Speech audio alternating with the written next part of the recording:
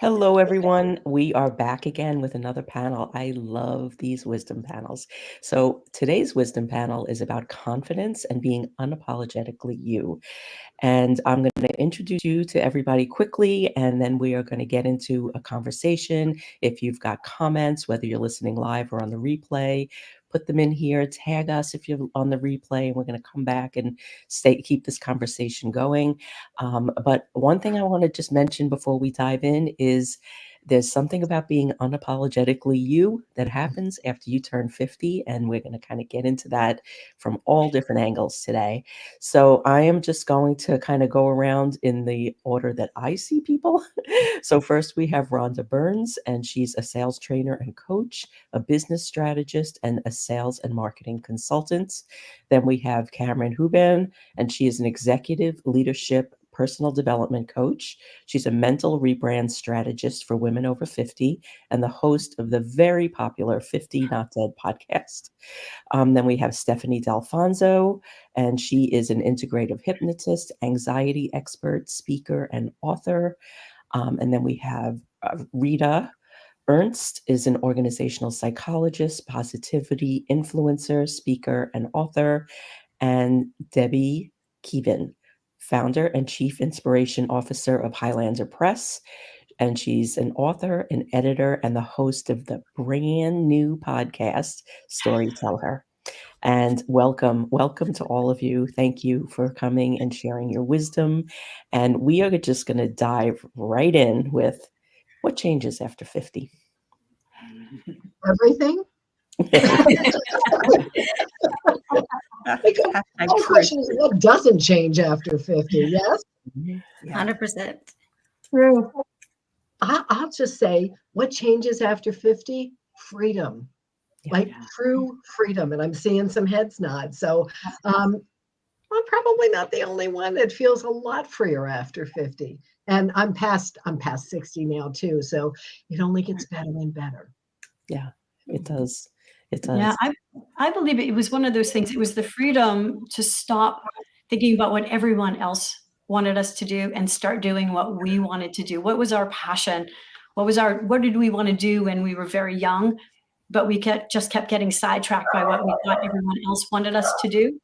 And so this is an opportunity after 50 to be exactly who we want to be now. I love that. I would also say I feel more aligned with my true self and really aligned with my purpose, my vision, and without apology, right? Just being in my lane and not being afraid to veer or to try new things because I don't have that same fear of failure. Yeah. I 100% resonate with everything you guys are saying. And to that point about fear of failure, I mean, I do think there is this calm, right, that I have now in my 50s that I didn't have at a younger stage in my life, of listening to myself and not having that self-doubt and really being able to pick a path and move forward without second guessing all the time. Yeah. Yeah. I mean, I'll add, it just is. You know, you are you, and it just is. And I don't know, I just feel it doesn't need any more explanation than that. But let's like talk now about how confidence plays into this, because like think about like how you managed your levels of confidence, 5 years ago or 10 years ago versus how you do it now.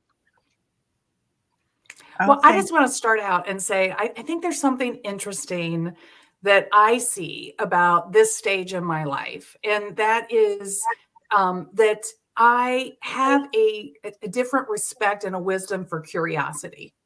When I was younger, I felt like I had to prove what I knew. I had to show my expertise. I had to lead with that part of myself.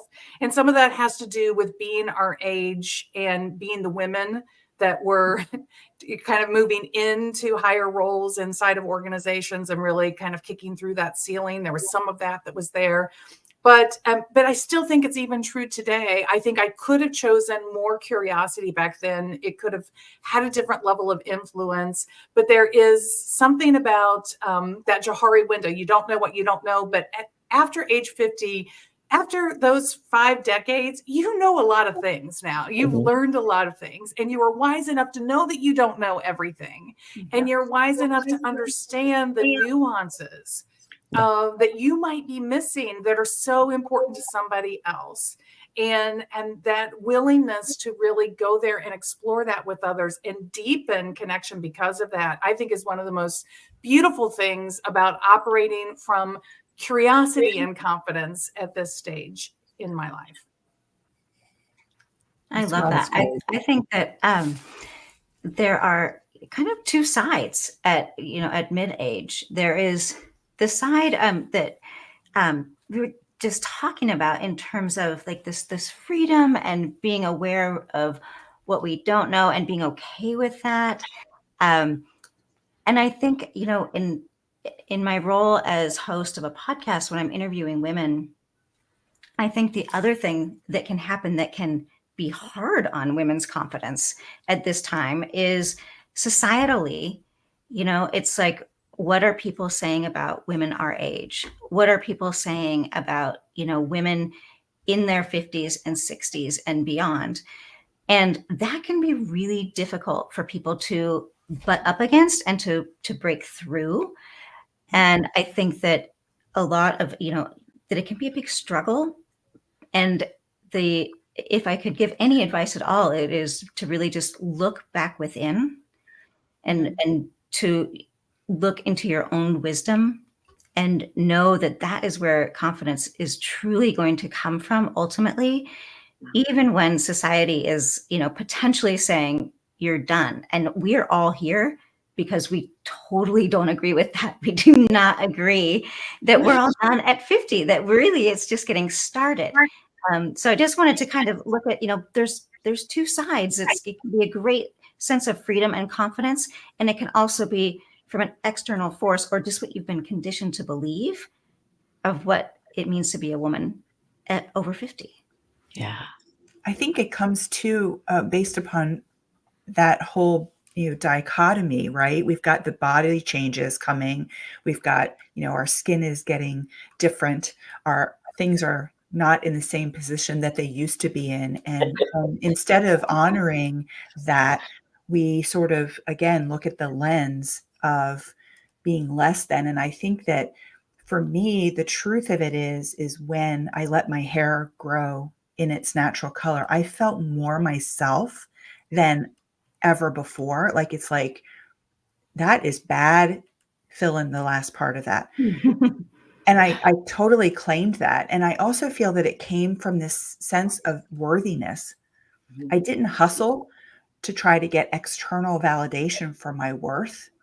And because I was really looking internally, and to Rita's point, like, I know a lot of things, but I also know what I don't know. And I'm okay with it. Like, I love that I'm curious. That's like one of my top values. And I lean more into that now as I'm older than I would have necessarily when I was younger.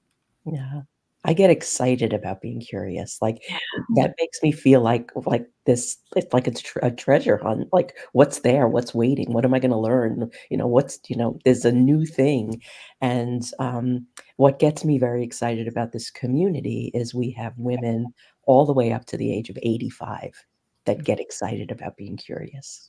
So we've got a long way to go. Well, it's interesting. I was going to say about confidence, finding it in, mid-age or after. I don't think it's finding it. I think it's rediscovering what's already in us. Because for me, as I started pondering, talking about this today, I was like, my first career, I was a radio DJ. And I had no confidence issues. I just was like, okay, I'm out there and I'm doing it. But then when I started my business as a hypnotist, I was in my 40s and I had imposter syndrome like nobody's business. And it was because I'm a part of these miracles. I'm witnessing people walking out of my office, having had these miraculous changes, but I didn't have a whole bunch of letters behind my name.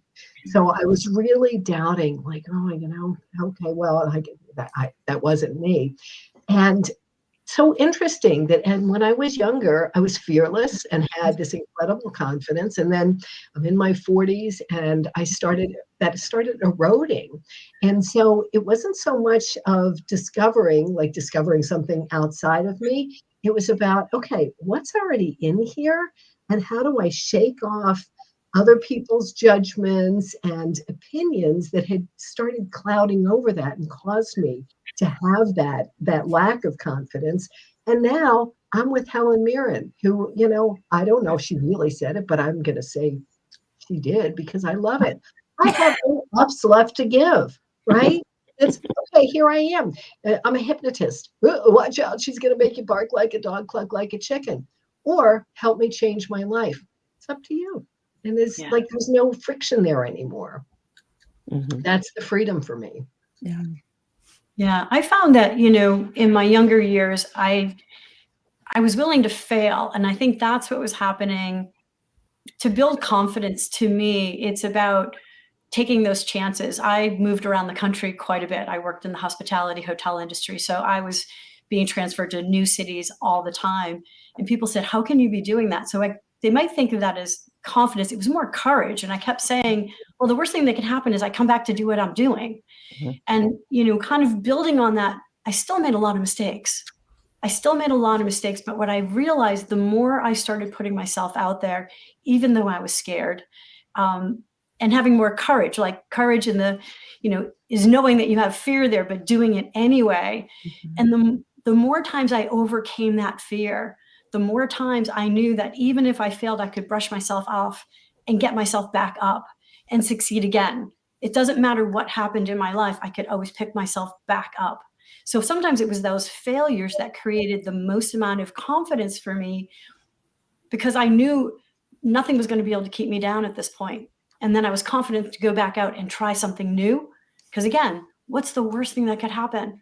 I go back and get a regular job when I started my own business. I could just go back and do that. So it took some of the risk away, and knowing that it was okay to try something new. It was okay to put myself out there. It's okay to feel that confidence of knowing that you've got that experience and that wisdom, and maybe even sometimes don't. And then you learn from each experience that you failed at and get better at the next time. Yeah. So confidence to me is taking the chance, going out and doing it, learning from it, and then trying it again anyway. Yeah, I love that.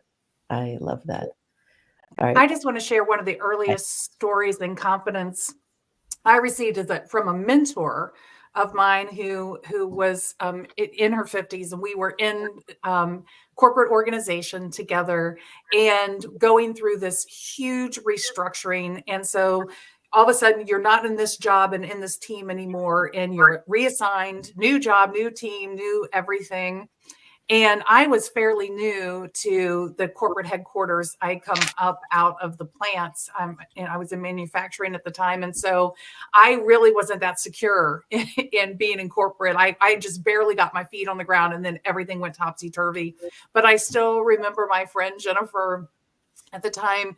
Everybody's like, what it's like when you go through one of these major upheavals. It's like, do I really have a job? What's going to happen? What if I don't like my boss? There was a whole bunch of conversation about the person that we were going to be reporting to and issues with him as a leader. And she was like, I'm going over to the business and I'm going to talk to some people because I'm too old for this shit. And it was like that first really important lesson in confidence. And I've always thought I want to be Jennifer. I want to be that person who is just willing to say, I believe in myself enough. I know who I am. I know what I'm capable. I know what I want to do. And I don't have to take whatever life hands at me. It's the only platter I get to eat from. Yeah, that's great. Okay, well, you started us off on this next topic. Our stories and confidence, but these are going to be the stories we tell ourselves, the stories we tell other people, and how we share our stories. One of the things that comes up from hearing Rita's story was, I had a big T trauma as a kid, And I always held that wound kind of as a place to hide behind. And I loved doing great work, but I didn't want to be recognized. I didn't want to be seen because it wasn't safe for me to be seen as a kid. And I was emancipated at 16, financially put myself through college, had that story, like the factual story. And it wasn't until I went through an EFT session with someone that she helped me reframe that story. And I used to feel really ashamed of, all of that baggage until I realized that it really actually was a strength, that courage, that capacity, that confidence. And as, failing forward, not being afraid to take chances. And I started that at a very young age. And she said to me, "You're a risk taker." And I'm like, I'm so not a risk taker. But I recognized that there's risk and then there's risk. But I truly, at a core level, believed in myself at an early age, even if I wasn't cognizant of that ability, Yeah.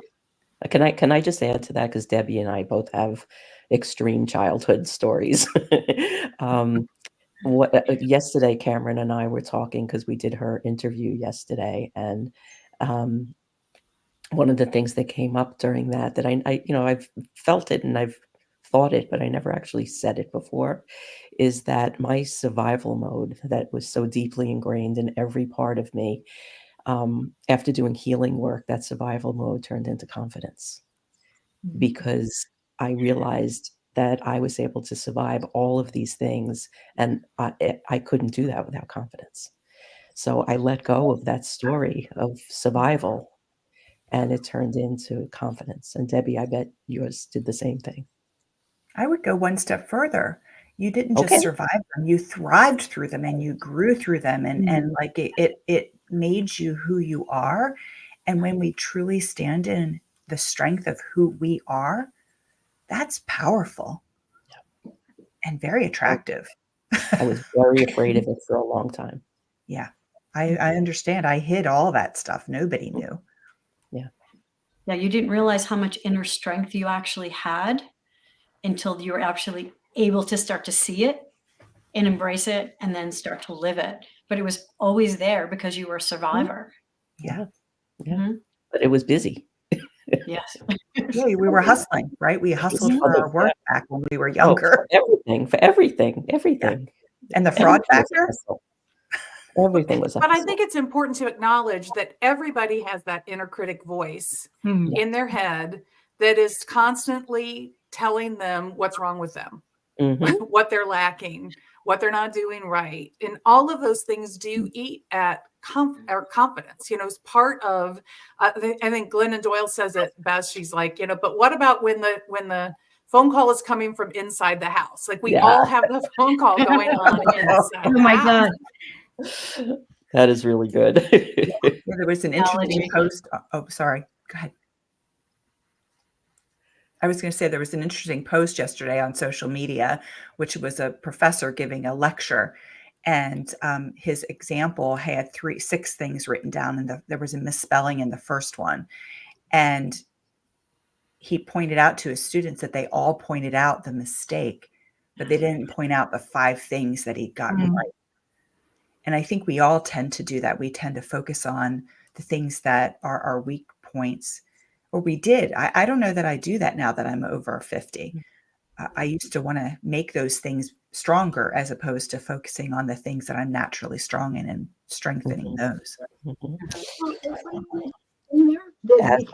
Out of my Strength Finders mug.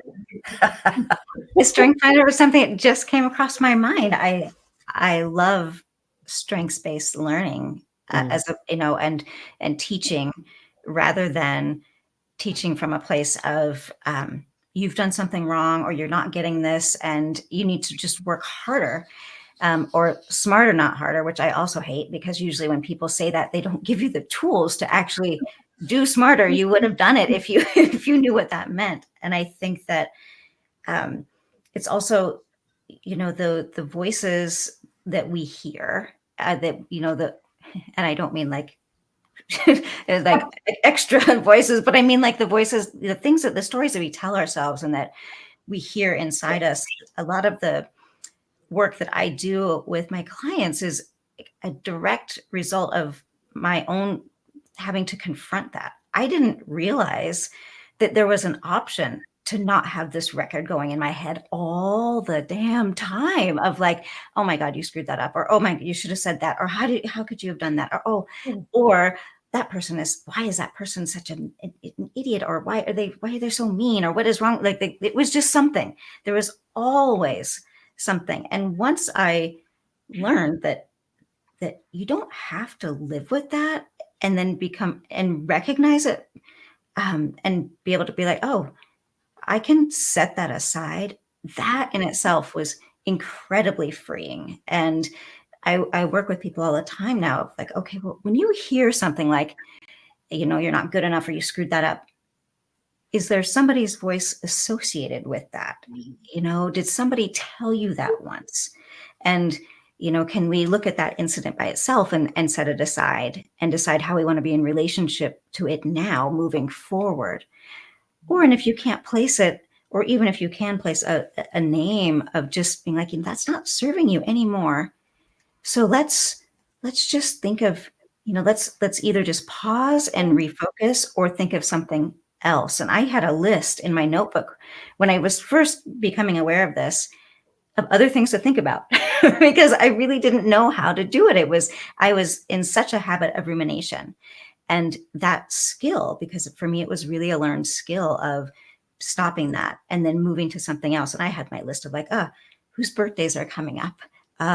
What do I want to plant in the garden? I mean, it was very basic stuff, but it was a practice that then allowed me to become much more self-directed. And that in itself was very freeing and allowed confidence to blossom and grow. Mm-hmm. I love what Anita says in the comments about it being, it's our ego, right? And our ego's job is to keep us safe and to keep us in our lane. And it's our job, to your point, Kamrin, that to recognize that we don't have to listen to that voice anymore. And I love even just looking at myself in the mirror and saying, I know you're keeping me safe. I know you're trying to keep me from making a mistake or to fail, but I've got this. Yeah. And then the little voice can quiet down, at least temporarily, right?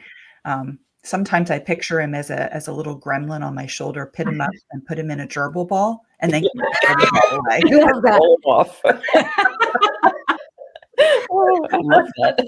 Oh my God. That's great. I love that. And I feel that, that inner critic, I don't believe it ever goes away. I think you have to learn to recognize it's going to show up at the worst possible times. But if you can recognize it when it shows up and interrupt it and get it to stop and have some positive self-talk to put back in, replace it with better questions. Yes. How can I overcome this? How can I be better at this? How can I achieve this? How can I make this the most wonderful experience for the people that are around me? Like, change the question. But I always felt I can never get rid of those inner critics. They always still show up, sometimes at the worst possible moment. But I'm better at recognizing them. And I think, I truly believe that that's one of the strengths I have now, being over 50, is knowing that I can recognize them now. Yeah. And I can just say, okay, you just go over here because I heard you, but I'm not going to deal with you right now. And I'm going to have other words to use and other questions to be asking, and just get myself out of that mode. So that inner critic, I don't believe ever goes anywhere.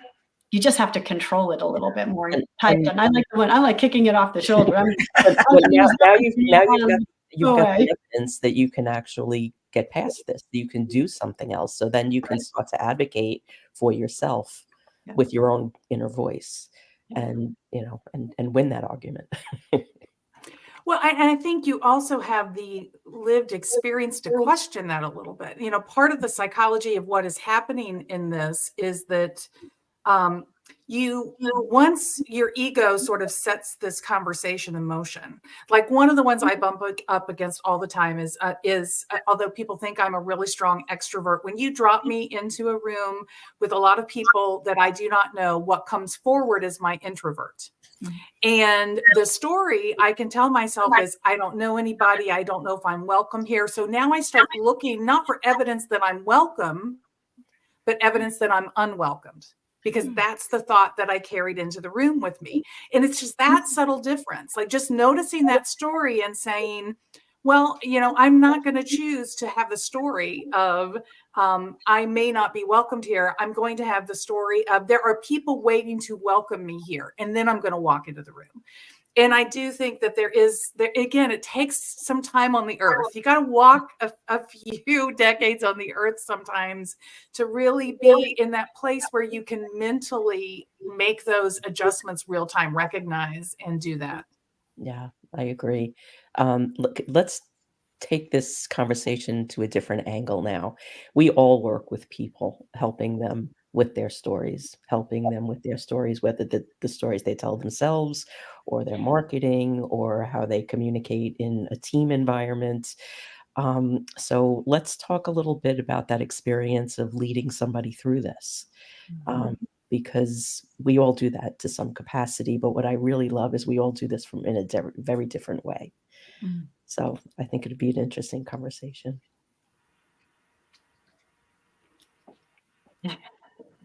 I'll go again. Dive right in.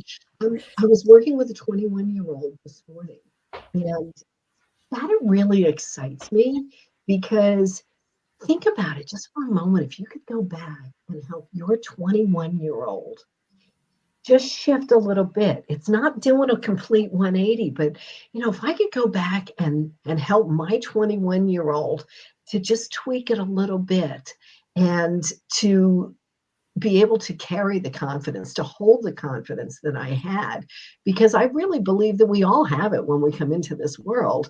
And then it's, like if you know the story of the inner darts piling on top of it, and now we can't see that inner goodness.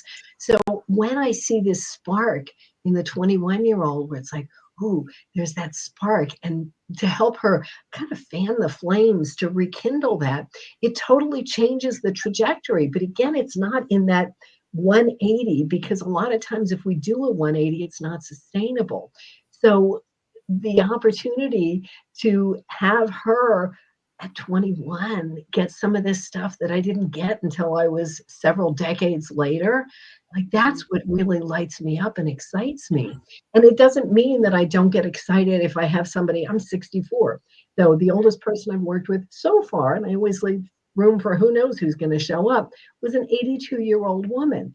And I didn't have less enthusiasm for her. And in fact, in some ways, it might have been a little bit more, because here was this woman who struggled since her childhood because, oh, newsflash, surprise, it was something in her childhood that she'd, been affected her whole life into her 80s. And she was like, I don't want to live like this anymore. So it doesn't, like, there's no time clock that, okay, at 50, boom, everything's going to magically change. But it doesn't mean that when it happens, that there's a time frame to it. If I lost you there, I'm sorry. I just think that, the opportunity, having these rich conversations, hopefully we have some younger women who are listening in on this and thinking, okay, so maybe I can get there a little faster. And, choice between sitting in the bumper to bumper traffic or the HOV lane, as long as I don't have a blow up doll in my passenger seat, I'm going to take that HOV lane every time. Well, and those micro changes are so impactful. We sort of only look and celebrate the big shifts, but it's all those little micro shifts that happen, whether we're 21 or 51 or 82, that make a huge difference in that trajectory. And it doesn't have to take a lot. But I love that you really talked about you're working with younger people to recognize that, okay, they're going to be light years ahead of where we were. And then we're all on our own path, right? So we all find this wisdom at the right time for ourselves. Sometimes it's 21, sometimes it's at 82. But we're all in that spectrum of self-discovery. And when we allow ourselves to say, oh, it doesn't have to be this way, I can change that record, right? I can put on a different song or change the language. It's just so incredibly important to recognize that it's, I think, the smaller things that actually add up to the big things. Okay, but Debbie, as a publisher and an editor for many years, like, what is that experience of taking somebody's story and polishing it to, like, have them see the parts that maybe they didn't remember or they didn't think were relevant, and So then, important. like, to Yeah. just see them light up with, "Oh my god, that's me." Yeah, it's so interesting because a lot of the books that we publish they're women. Obvious, that's my strength, but having them recognize their story, and when we usually get that first draft and we're reading through it, it's almost consistent, right? There's all this lush detail about less important things, but when it gets to the hard stuff or the stuff that really makes a difference, there's this really light level gloss over. And so that's why that relationship between editor and author is so important, because then we're able to go back and say, I love this, but it's this part we need to really go in and let's dig in together. And I love kind of asking questions that sort of lead them into that, and then giving them some tools to bring that hard stuff back up, because a couple things happen. One, that they recognize, like you did, Donna, like, I'm really resilient and I'm a thriver. And I not only lived through this, but I really grew through this.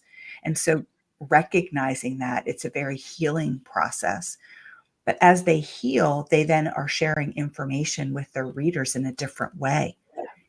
And so it can be really challenging, but the reward is 100% absolutely worth it, because what the person is on the other side of that experience is not the person who wrote that first draft. Yeah, that's so true. And Rita, I would love to hear your experience of the way that you work with teams and you bring this level of happiness to an organization. But people have to bring their personal stories to this. Otherwise, you're not going to be able to achieve what you do. Yes. Well, and, just going back to what I said earlier about how you have this mindset, right? That's sort of the tee off of everything. And what happened before the pandemic is that we thought so much about what happened at the team level was dependent on the people at the top of the organization. And we kept looking up for answers and solutions.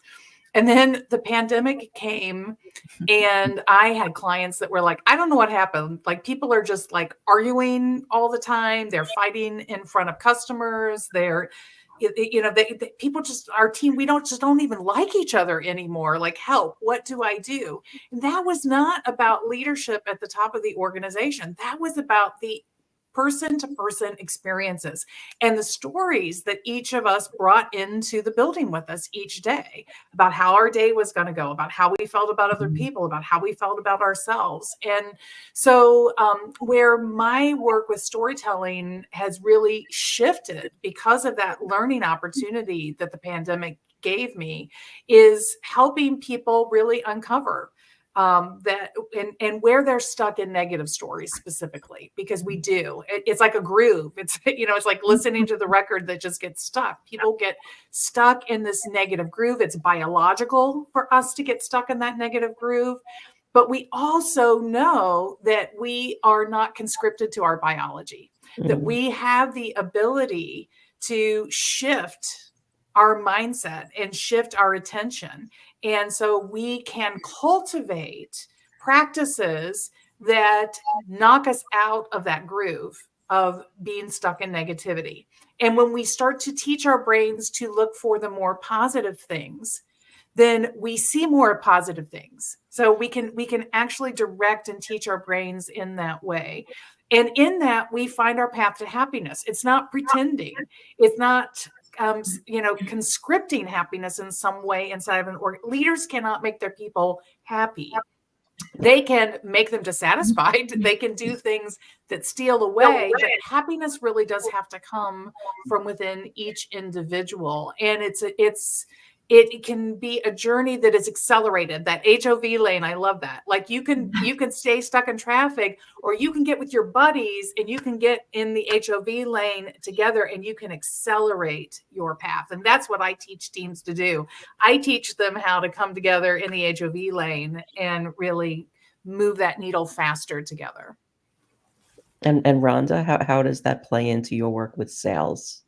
Oh, I mean, so many people that I'm working with, especially today, are people that are incredibly passionate, are in an industry, and because they had the gift of being able to have a conversation with someone, they were thrown into sales with absolutely no skills and no training whatsoever.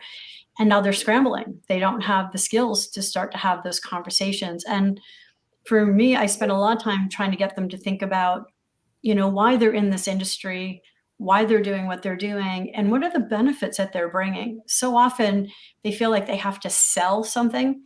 And what my goal is to really teach them, it's really about how do you build that relationship? Sales should never be about the sale. Sales is an opportunity to teach people how to have better conversations, how to build relationships. And I teach them not just with your clients. And I think that's exactly what you're talking about, Rita. So many people in organizations forget that there are internal clients, right? What about your coworkers, the people that work, maybe like, especially in hotels? Don't underestimate the power of the housekeepers and the engineers and the people that are doing the work every single day. A client is anyone who you work with. So thinking about building those relationships.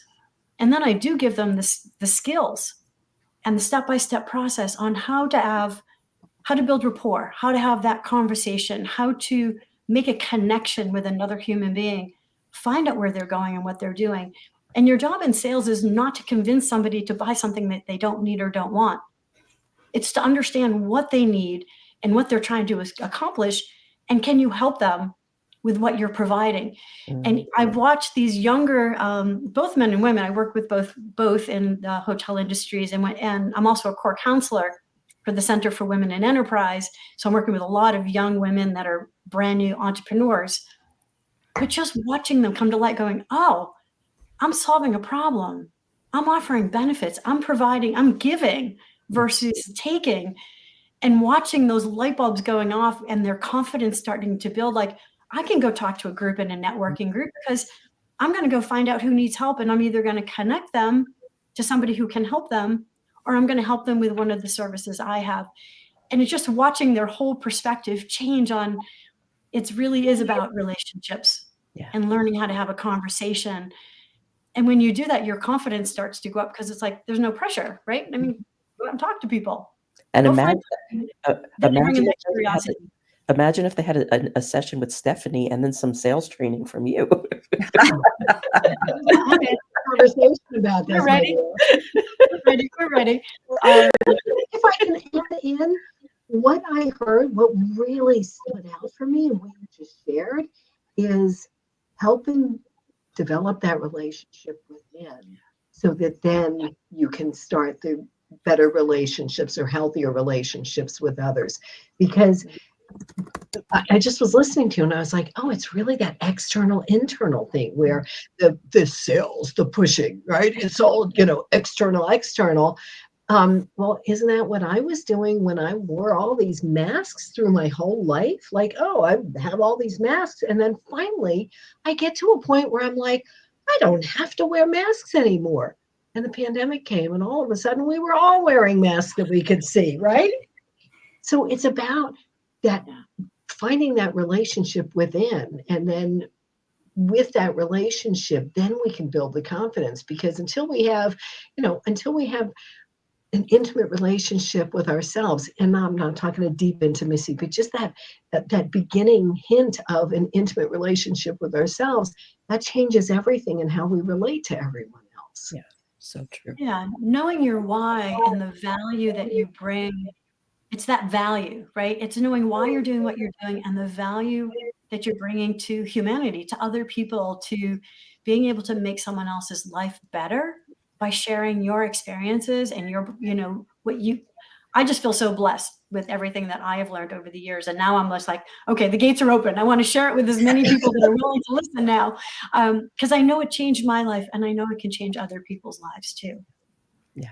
One of the things that I'm hearing you say, Rhonda, is you're tapping into a more feminine energy of sales as opposed to the masculine energy. And I think that's a really important distinction, because many of us learned, especially when we were younger, that the masculine model for sales was, the cold calling and the this and the that, and it was uncomfortable. And so, like, when I started my business, I dreaded sales conversations because it felt like I had to close the sale, all those very masculine approaches that just didn't work for me. And then when I changed my sales conversations to literally coffee chats, and it's all about being of service, I don't know if I'm going to be a great publisher. I'm not sure that I would want to publish what you're writing, but I can serve you in that call and learn and help educate you about your choices. And that made all the difference. I love now seeing when people book coffee chats, because it's like, oh, I get to talk to people about books and about their vision. And it's a different experience completely. So I love that you really brought that up. Yeah. Thank you. I've changed the ABC, always be closing, to ABC, always be connecting. Oh, I love that. Good. Always be connecting. It's like, forget about the closing, because when we focus on the close, we forget about the person in front of us. 100%. Yeah. And Kamrin, how does this all play into, between the work that you do and the podcast? Because the podcast has become a really big part of everything that you do. Oh, well, it's interesting when I've been listening to the other panelists. I love what is coming up. And what I was just thinking about was, instead of always be closing, always be connecting, and shifting the lens from, I'm going to have this conversation because I need to close a deal, right? Which we all then, I don't know, maybe some women really, really naturally that they fit that mold and it feels really good. But so many people that I speak with are just like, oh my God, right? It's like, because you're in that, I have to close, you're already coming from like this scarcity mindset, right? Like, oh, if I don't, then something is wrong and I haven't met the bar, which in terms of, in relation to, I have to connect, which is a much more natural thing for women to do. I think that lens shifting is super important. And when I work with clients, which this isn't necessarily answering your question, Donna, of how it interacts with the podcast, but we'll see if I can get it there. Doesn't matter wherever. With almost all of my clients, who are mainly women 50 plus, one of the things that I will work with them about is building out their network. And sometimes, that in itself has such male connotations of like, and for me personally, I used to think networking was just something gross that, that men did with business cards and lots of alcohol. And it just felt schmoozy and like, what is this? And when I was able to see it from a totally different way and put my own kind of stamp on it as, oh, well, I'm just going to, I do need to grow my audience. I do need to have a professional network, because anybody that wants to grow a business or get another job or get a promotion or do anything, we really need to build our networks, and we need to do it in a way that is purposeful, not just having more connections of people you don't know. But it can bring up a lot of fear of, oh, I don't want to reach out to somebody I don't know and ask them even for a coffee, right? Of like this coffee chat. For those of us that are familiar with it and comfortable with it and have been practicing it, so makes it so easy. We'll just have a Zoom coffee. But for somebody who hasn't done it, that can feel super intimidating. And I remember when I first was kind of challenged to do it, I'm like, well, who is going to want to talk to me for 30 minutes? I don't want to waste their time. And one of the ways that I teach people is a way to get through that is, for the moment, just look to people that are doing something that interests you, whether or not it has anything to do with your job or your industry or something that you actually need. Like, first, just as a way to practice the skill, just look for something that interests. Maybe they're a master gardener, right? Or maybe they're a, for me, when I put myself to the test a couple of months ago, and I'm like, I'm really interested in how my brain works. And I started connecting with neuroscientists, and I led with, I'm not a neuroscientist, but I'm really curious about my brain. And here's why. And would you by any chance have a call with me? And, certainly not everybody answered, but a professor from UCLA did. And we went on to have like 2.5 hours of, over a period of time of conversations around this. And it was for me, it was such a demonstration of, oh, okay, this actually works, right? Like, because it was a way, like, I will one day probably definitely take one of his courses. I may become certified in the methodology he uses because I see the value in it. But it was really just me practicing that, taking those baby steps that I teach my clients of like, okay, just what am I interested in? And, it's like, okay, well, I'm interested right now. I'm interested in learning about venture capital. I'm not going to become a venture capitalist. I'm just interested in learning about it. I don't know how this works. And the reason I'm interested is because so few women get it.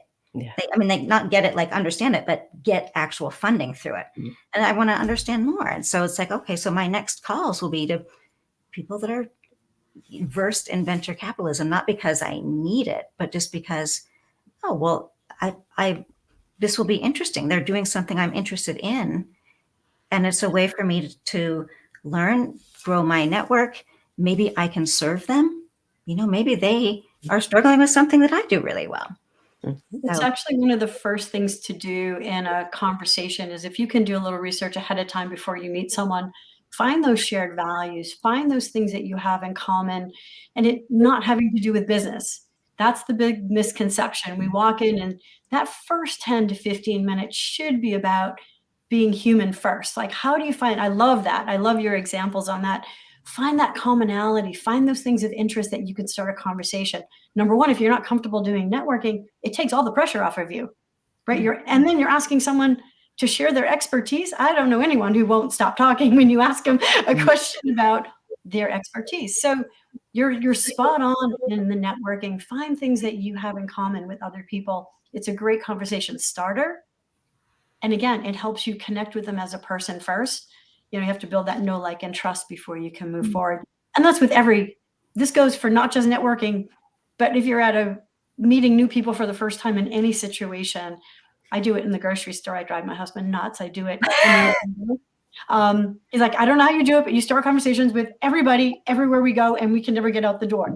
Yes, right. It takes you forever to get anywhere because you're talking to everyone. Yeah, and then everyone could say that too.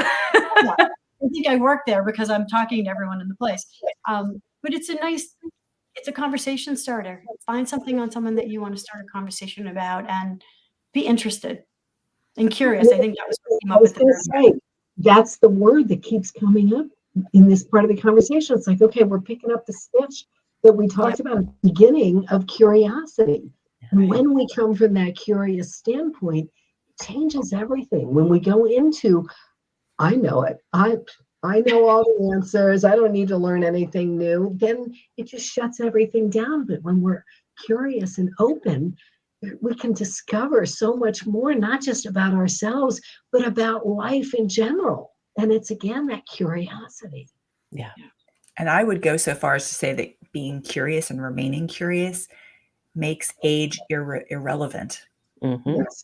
Absolutely. Because we're always learning. I mean, the fact that you're calling people because you're curious about neuroscience, right? That's so cool. And the fact that, hey, I'm curious. I just want to know. Like, I worry about running out of time in my life to not learn everything that I really I'm a voracious learner. I want to know all of the things about everything. And that is really, I don't know, that kind of is one of my superpowers is I just want to know, like, what happened? Mm-hmm. Why did that go that way? What makes that work? What didn't work? Yeah, I know. We're like toddlers. Oh yeah, I call myself a potential 3-year-old. Why are you doing that? And why are you doing that? And how does that work? Go ahead, Rita. Stephanie said it earlier, and I think it's very true. I think that confidence is not a linear progression. You don't start with low confidence and build to greater confidence. I think that it is a very hilly journey and you have different moments in different parts of your life where you feel more confidence than other times. And as Stephanie also said, life also challenges your confidence, so we learn. I still remember as a young person, somebody pulling me aside. We represent at our age, we represent the women that were really following on the pioneers. There was a lot of pressure on us for all the progress that had been made in the women's movement to continue. I felt that, at least, to continue to move forward. And I stepped into that space out of college very confidently, just like Stephanie. It's like, hey, I'm here. I've got something to do. I got something to say. I'm a smart woman. I can do these things. And very early in my career, I was pulled aside by a man and I was told, you're obviously very smart, but you take up too much space in the room. Always putting your ideas out there, and you need to dial that back a little bit. You need to allow other people to have the big ideas and those kinds of things. And those, look, the gift in that is my coaching skills are top drawer.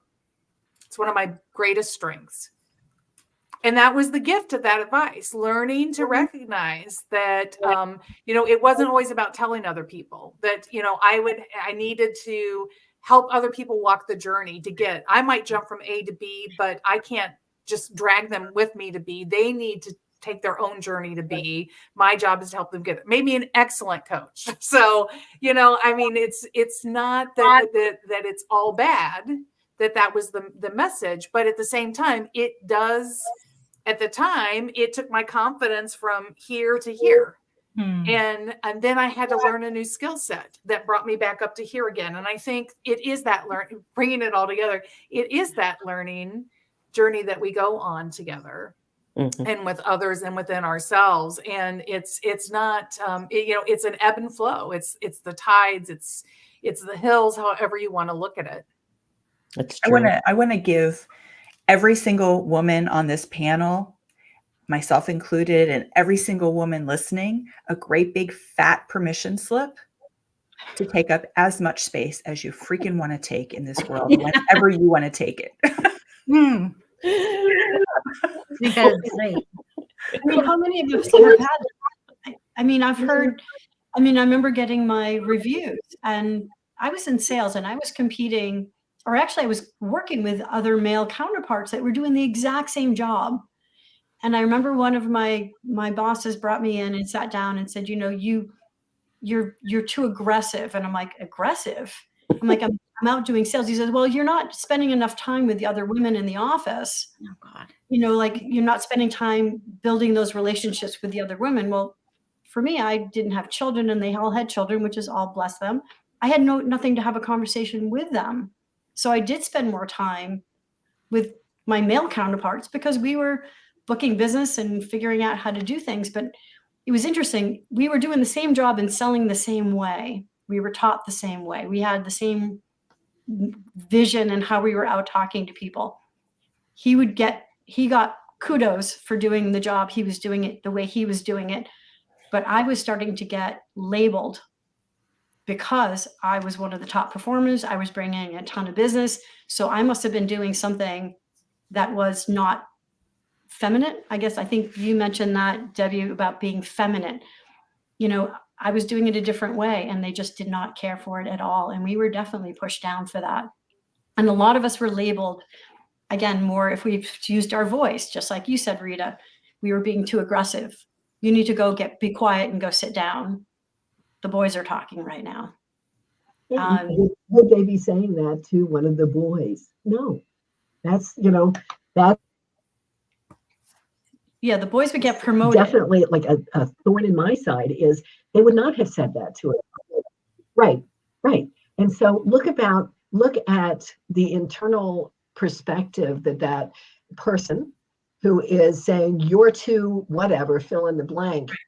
Where's their confidence level? I think it's a real good mirror into when we feel secure, we don't feel the need to do this and put someone else down because, oh, maybe you're a woman instead of a man, right? And I'm not, and notice I said that person, I didn't say, because it's not always a man that would say those things, because women unfortunately tear each other down too, and that's when my heart really breaks, is because when we get together like this, Donna's whole purpose with this 50 over 50 is to bring all of us together so we can lock arms and gently rise up, not again, not in any kind of a forceful way, but when I see another woman tearing other women down, it hurts my heart. It really does. Yeah, and that's a confidence level, in my opinion, and I've seen this because I worked in the corporate world for a very long time, and that was sad. But you do realize when you're succeeding, and then women are purposely cutting you down to bring you back down so that they can stay at a higher level. Yes, I've seen it from both male and female. It's not exclusive. Yeah. I remember being 20 and I'd saved up money, again, on my own since 16, saving money up, and I bought a BMW, just a very small one that it was so fun to drive. And I remember being in the bathroom at the company that I worked at, and these two women were at the sinks talking about me and my car. And one said to the other, I wonder who she's sleeping with, that she could have gotten that car. And I came out of the stall and I'm like, I sleep alone and I earned the money for that car. And I'm very proud of that. But you're right. It doesn't have to be. And if you think about you, Rhonda, you were told you were being aggressive. I'm sure that your male counterpart was praised for being assertive. Right. Right. And we that language seeps into our collective as women and how we look at that. That's the lens. And so we've got to change our perspectives and really start to look at the language that we hear out in the world. And to Stephanie's point, like, we've got to stand up for each other and not allow it seems like we all were in these male dominated industries. Yeah. I don't know, something that you just said, Debbie, I haven't thought about this in years, but I remember being probably, early 20s. And one of the men that I worked with at the radio station slapped me across the face. It was not just a Oh my God. I mean, he physically, whoom, across my face. And it was my fault. It was my fault. Yeah. And Holy so crap. I had to take it because I wanted to keep my job. But, I can't imagine that being okay, from this perspective now, that that young 20-something woman had nobody to go to because it was all men, right? I had nobody to go to say, wait, how do I handle this, right? And I was not a wallflower then, surprise. And I did say something and I was shut down for it. That, well, you must have done something to deserve it. Oh my right. God. No, And you're made to be wrong. Yeah. Like, you're just trying to create trouble, right? Yeah. Well, I know that I've had multiple examples of men doing inappropriate things in the workplace, and a few women as well. I mean, I had a stapler thrown at my head once by a woman telling me I was dumb, and I'm like, what? I'm anything but there's that threatening piece, Yeah. and it's like, young women today, I don't think would tolerate that. And I think we've at least got that kind of awareness. And I'm so sorry that happened, that you had that experience, because you didn't deserve it. No, nobody does. And yet again, we get to choose. And at the time, I don't know, I was just going from moment to moment. But, in hindsight, I can look at that and think, feel the compassion for that young 20-something, but it didn't stop me, right? I'm still here kicking. It didn't stop you, but those things accumulate, and that's what took your confidence away. Yeah. Well, yeah, because again, the bark like a dog, cluck like a chicken. When I absolutely lost my confidence at the beginning of my business, my career as a hypnotist, it was because of a guy. a guy who was threatened by me. I would come into the local networking, events that are so popular here with our group here, right? Go in and I'd walk in, and every time he'd walk in, watch out, she's going to make you bark like a dog or cluck like a chicken. And so I stopped talking about hypnosis, right? That's my superpower. And yeah, you have a conversation with me, the H word will come up, because I keep hearing this quote from Marianne Williamson: as we let our light shine, we unconsciously give others permission to do the same. And I think every single one of us on this panel, every single one of us in the real 50 over 50 are shining our light, and saying, it's okay, please, how can I help you shine yours as well? Okay. On that note, we're at an hour. These things fly by. What I like to do at the end of all of these interviews is to just kind of go around and drop a wisdom bomb. So something just short and impactful that you want people to walk away knowing. So I'm going to just go with the where I see people. Rhonda, do you want to start? Sure. The one takeaway that I'd like to share, that I truly believe, is we should be helping each other and rising up, everyone, whether you're 20, a young child, or anyone in that field, even someone who's been in business for a long time. Reach your hand out. If you have something to offer and something to share that's going to make their life better and allow them to share their brilliance, start reaching out and helping more people step up. And our goal should be to move more people to where we are and beyond us, so that they can shine. And I want to just kind of leave that as my goal moving forward is in my clarity, is to start to share the wisdom so other people can shine as well. Thank you. Kamrin? I think that I will leave on the note of to really build out your network. I just love the idea of women purposefully connecting with other women. I mean, really to what did somebody, I think Stephanie said, this gentle wave of everybody rising up. And we really we need other people.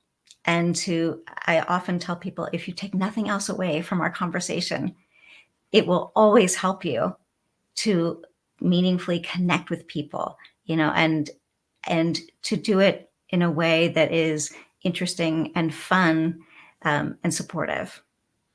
Love that. Debby? I would say, echoing kind of all the conversation today, is our stories matter. The stories that we tell ourselves about our experiences, and the stories that we can share with others to lift them up and inspire them and to light the way.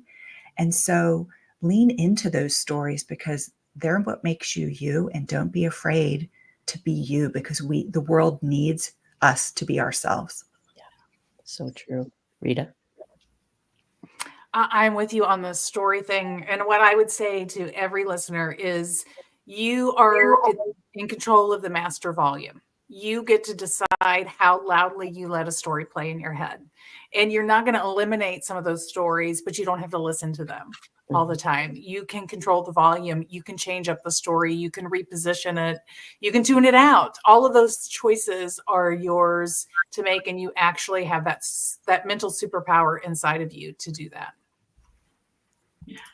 And Steph? Life is a marathon. You don't have to figure it out like this. Figure out what the next smallest step is, because you can do it. That's great. That's great. And I would like to add to that too. There's a lot of noise. There's a lot of noise inside of us. There's a lot of noise around us. There's way too much noise online. Learn how to listen first. Because most of the answers are right there, but we can't hear them through the noise. Yeah. So that is our panel. Thank you. Awesome. Thank you.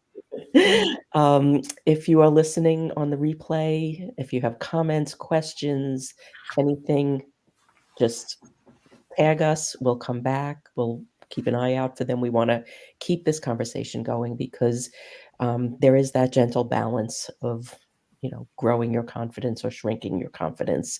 And we want to keep growing it. And we are doing these panels monthly, and we have weekly interviews every Wednesday at noon Eastern time. And come back and check us out. You can find all of these women on the real50over50.com. Plus, I've been flashing up their websites as we've been talking, and we are just getting started. So I look forward to bringing more conversations, more topics, and if anybody's got any requests, send them on over. But thank you for spending some time with us today, and thank you to all of you wonderful panelists for coming and sharing sharing your wisdom and your stories and your experiences. It's so greatly appreciated. And you are an incredible community builder, Donna. Well done. Absolutely. Thank you. it's my honor. It's beyond a pleasure. It's my honor. And we've got lots more. We're up to 94 women. Woohoo! And it's growing. So we'll be back for more. Thank you, and have a great rest of your Thursday, everyone. Thank you.